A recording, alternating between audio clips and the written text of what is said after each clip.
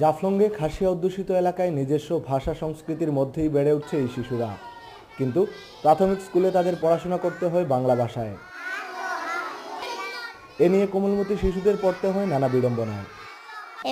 খাসিয়া ভাষায় শিক্ষক পড়ালে আমরা বুঝতে পারি, বাংলা মুখস্থ করি, অর্থ বুঝি না। আমাদের ভাষার শিক্ষক থাকায় পড়া ভালো বুঝি, রেজাল্টও ভালো করতে পারি।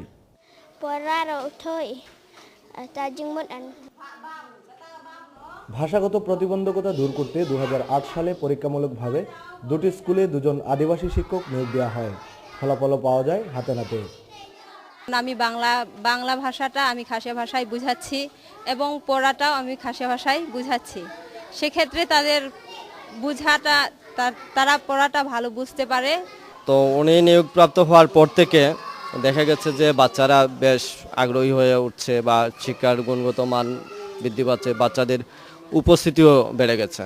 নিজ নিজ কমিউনিটির মধ্যে থেকে যারা প্রাথমিক বিদ্যালয়গুলোতে শিশুদের যে ভাষাগত যে সমস্যা, এই সমস্যাদের সমাধানের জন্য আদিবাসী শিক্ষক নিয়োগ দেওয়া, এটা হচ্ছে আমাদের প্রাণের দাবি।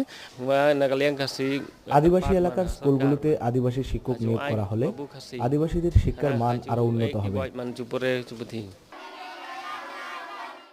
একমত শিক্ষামন্ত্রী নুরুল ইসলাম নাহিদও। আমরা এটা বুঝতে পারি যে তারা ক্লাসরুমে গেলে পরে যখন তাদের ভাষা যে জানে না, সেই শিক্ষকের কথা তারা বুঝতে পারে না। তো প্রাথমিক স্তরে আমরা চেষ্টা করবো যাতে তাদের নিজস্ব ভাষা জানে এমন শিক্ষক নিয়োগ দিতে। কিন্তু রাতারাতি আমরা বিচ্ছিন্ন জায়গায় সব জায়গায় পারবো না। হয়তো চট্টগ্রামে পারবো, হয়তো সিলেটে পারবো, হয়তো কয়েকটা জায়গায় পারবো। যেখানে পারবো আমরা শীঘ্রই শুরু করবো।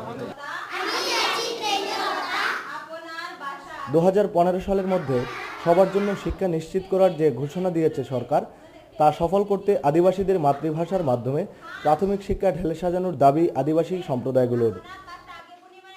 Abdul Alim Shah, ATN news, Sylhet.